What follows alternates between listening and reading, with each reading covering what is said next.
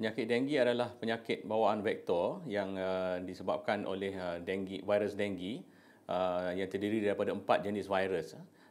Itu denggi 1, 2, 3 dan 4. Dan virus ini dipindahkan kepada manusia oleh nyamuk, iaitu daripada spesies nyamuk Aedes aegypti dan juga Aedes albopictus.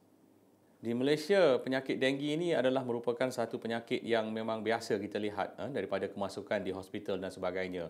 Keadaannya adalah agak serius juga kalau mengikut kepada statistik yang dikeluarkan oleh Kementerian Kesihatan Malaysia. Pada tahun 2020 sahaja sehingga kepada minggu epidemiologi ke-40 sekarang, pada 3 Oktober, terdapat lebih daripada 74,000 kes telah dilaporkan. Dan sehingga bulan 6 2020 pertengahan tahun sebanyak 106 kes kematian telah dilaporkan disebabkan oleh penyakit denggi. Jadi ini merupakan satu penyakit yang agak serius di negara ini. Penyakit denggi agak sukar untuk dikawal dan dibendung di negara ini disebabkan oleh beberapa faktor yang telah dikenal pasti. Yang pertama, kita melihat kepada faktor cuaca, di mana cuaca di Malaysia adalah agak panas, kering dan kadang-kadang hujan. Cuaca yang sebegini telah dikenal pasti sebagai punca di mana jangka hayat nyamuk dan kitaran hidup nyamuk menjadi lebih singkat daripada peringkat telur untuk membesar itu adalah singkat, kurang daripada 7 hari. Dan juga di kalangan masyarakat sendiri, apabila cuaca panas, kita akan melihat bahawa tabiat masyarakat lebih cenderung untuk menyimpan air di dalam rumah. Faktor yang kedua adalah faktor persekitaran, di mana sistem pengurusan sampah di dalam dan di luar rumah, di mana bekas-bekas dan takung-takung yang boleh menakung air dan menjadi tempat pembiakan kepada nyamuk-nyamuk Aedes. Okay. Faktor yang ketiga adalah faktor sikap masyarakat sendiri, di mana mengabaikan kebersihan, kurangnya pengetahuan tentang penyakit denggi itu sendiri dan langkah-langkah mencegah dan sebagainya menyebabkan masyarakat kurang sedar akan kepentingan pencegahan dan juga kepentingan untuk menjaga persekitaran supaya pembiakan nyamuk Aedes tidak berlaku. Peningkatan penyakit denggi dan pembiakan nyamuk Aedes memang berkait rapat dengan kepesatan pembangunan di bandar-bandar terutamanya.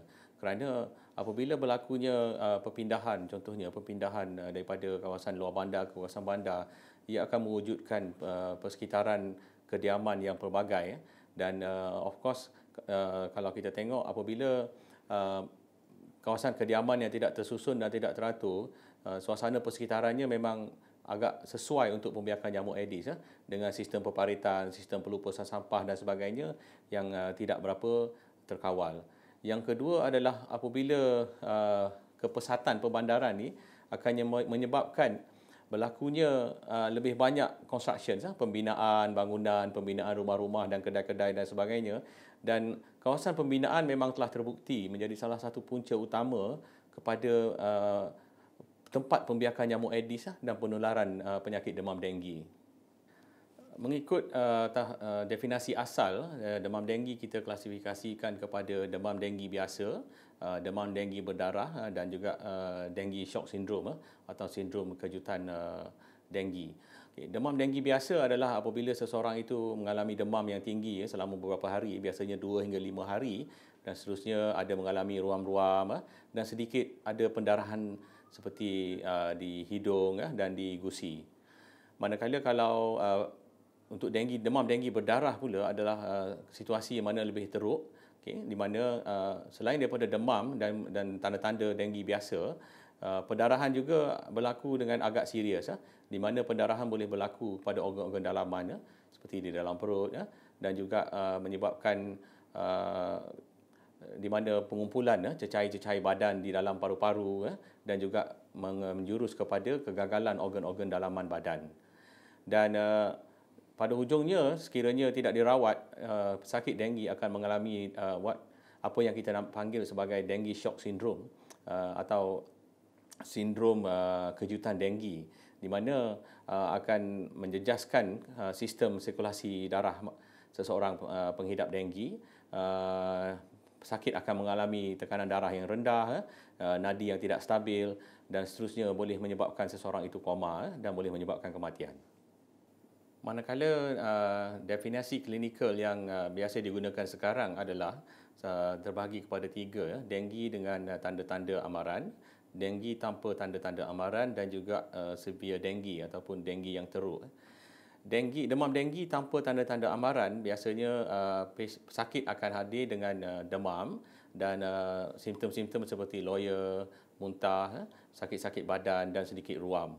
Manakala bagi denggi yang dengan tanda-tanda amaran pula adalah kesemua simptom-simptom yang di atas tadi, termasuk juga dengan ada berlakunya pendarahan dan tanda-tanda awal kepada kegagalan organ dan juga pengumpulan cecair di dalam paru-paru yang menyebabkan pesakit sukar untuk bernafas. Manakala stage yang ketiga adalah severe denggi ataupun denggi yang teruk, di mana berlakunya kegagalan organ, di mana sistem pernafasan akan terjejas dan juga berlaku kegagalan organ-organ seperti hati dan buah pinggang dan seterusnya boleh menyebabkan kematian. Apabila pesakit mengalami tanda-tanda seperti yang dinyatakan, pesakit perlu mendapatkan segera nasihat doktor dan rawatan di klinik atau hospital, di mana beberapa ujian boleh dijalankan untuk mengesahkan jangkitan denggi. Seperti yang pertamanya boleh menjalani ujian darah yang kita namakan NS1 yang boleh mendapat keputusan sama ada seseorang itu telah dijangkiti oleh denggi ataupun tidak.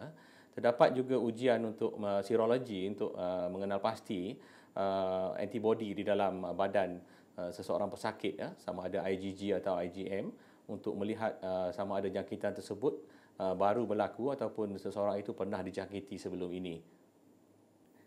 Bagi penyakit denggi, sehingga kini tidak ada satu rawatan yang spesifik kepada virus denggi, jangkitan virus denggi. So, kebanyakan yang digunakan di dalam rawatan adalah lebih kepada rawatan simptomatik, di mana kita akan mengurangkan kesakitan yang dialami oleh pesakit dan juga yang penting adalah pemantauan kepada pesakit secara keseluruhan, seperti mana kita perlu memantau supaya pesakit tidak jatuh atau terhantuk pada mana-mana bahagian yang boleh menyebabkan pendarahan dalaman terutamanya, dan juga perlu memantau kepada tanda-tanda berlakunya plasma leakage. Yang paling penting adalah di mana pengumpulan cecair dalam paru-paru yang boleh menyebabkan kesusahan untuk bernafas dan sebagainya. Dan setiap parameter ini perlu dipantau, terutama sekali di dalam ward bagi mengelakkan berlakunya kegagalan organ dan sebagainya. Apa yang dilakukan oleh pihak kerajaan, terutama sekali di pihak Kementerian Kesihatan Malaysia, adalah pertama adalah memberikan perawatan yang awal kepada pesakit-pesakit yang dijangkiti oleh denggi. Okay, di mana pesakit-pesakit dimasukkan ke hospital mengikut kepada keterukan dan mendapat rawatan awal. Yang kedua adalah langkah-langkah pencegahan dan kawalan, di mana apabila setiap pesakit dimasukkan ke ward, akan dilakukan notifikasi kepada pejabat-pejabat kesihatan bagi menjalankan program pencegahan dan kawalan. Dan yang paling utama yang dijalankan oleh Kementerian Kesihatan Malaysia adalah dengan menjalankan program-program pendidikan kesihatan dan kemasyarakatan. Kita faham bahawasanya denggi adalah disebabkan oleh denggi virus yang ditular oleh nyamuk Aedes, dan kita boleh kawal pembiakan nyamuk Aedes. Di sini memerlukan kepada kerjasama daripada semua pihak. Di sinilah pentingnya pendidikan kesihatan dan juga program-program yang dijalankan oleh Kementerian Kesihatan Malaysia. Selain daripada itu, pihak-pihak lain seperti NGO, pihak-pihak swasta, syarikat-syarikat swasta boleh turut bekerjasama bagi menjalankan aktiviti-aktiviti kawalan dan pencegahan kepada di kalangan masyarakat untuk mengelakkan dan mencegah penyakit denggi. Di pihak masyarakat, apa yang boleh dilakukan adalah pertamanya mendapatkan rawatan awal sekiranya pesakit mengalami simptom-simptom yang telah dinyatakan tadi. Rawatan awal sememangnya boleh menyelamatkan nyawa dan juga mengelakkan pesakit itu daripada menularkannya jangkitan kepada individu-individu lain di dalam masyarakat. Yang kedua adalah kepatuhan kepada peraturan-peraturan yang telah digariskan oleh Kementerian Kesihatan Malaysia, terutama sekali mengelakkan daripada tempat-tempat pembiakan nyamuk di kediaman dan sebagainya. Yang ketiga, masyarakat sendiri boleh menyumbang kepada pencegahan dan kawalan penyakit denggi ini dengan usaha sendiri ya, dan juga masyarakat mengadakan gotong royong, mengadakan program-program kemasyarakatan bagi membersihkan kawasan-kawasan ya, daripada tempat-tempat pembiakan nyamuk dan sebagainya. Program yang disarankan oleh Kementerian Kesihatan yang kita biasa dengar adalah 10 minit seminggu, di mana setiap individu masyarakat boleh menyumbang 10 minit di waktu rehat di hujung minggu untuk memeriksa tempat-tempat pembiakan nyamuk di dalam dan di luar rumah masing-masing, dan membuang tempat-tempat pembiakan nyamuk tersebut, dan di samping itu menggalakkan juga jiran-jiran turut serta supaya keseluruhan kawasan tersebut bebas daripada tempat pembiakan nyamuk dan penularan penyakit denggi. Seterusnya, perlindungan individu dan keluarga juga adalah amat penting ya, bagi dilaksanakan di peringkat masyarakat, di mana di kawasan-kawasan perbandaran terutamanya, di mana berlakunya wabak denggi dan penularan penyakit denggi, langkah-langkah pencegahan boleh diambil dengan menggunakan mosquito repellent mosquito repellent sebagai langkah pencegahan, dan juga memakai pakaian-pakaian berlengan panjang untuk aktiviti-aktiviti yang dijalankan pada waktu-waktu yang kita kenal pasti sebagai waktu nyamuk Aedes menggigit, okey, dan juga boleh menggunakan kelambu sewaktu tidur, okey, dan di tingkap-tingkap boleh dipasang dengan jaring-jaring yang untuk mengelakkan daripada nyamuk tersebut masuk ke dalam rumah.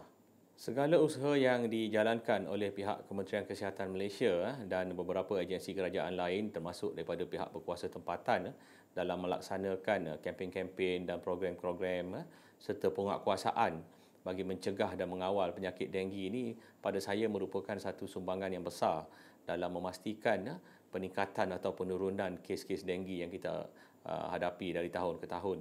Okay. Apa yang penting adalah apa yang kita namakan sebagai multi-sectoral approach, di mana tidak satu agensi saja yang boleh berfungsi untuk melaksanakan program ini, harus digembeling daripada pihak-pihak, contoh dia dari Kementerian Kesihatan, daripada pihak berkuasa tempatan, Jabatan Pengairan dan Saliran, Jabatan Pendidikan tidak boleh dilupakan, di mana program-program harus dicapai sehingga kepada peringkat anak-anak sekolah untuk mengelakkan penularan penyakit denggi.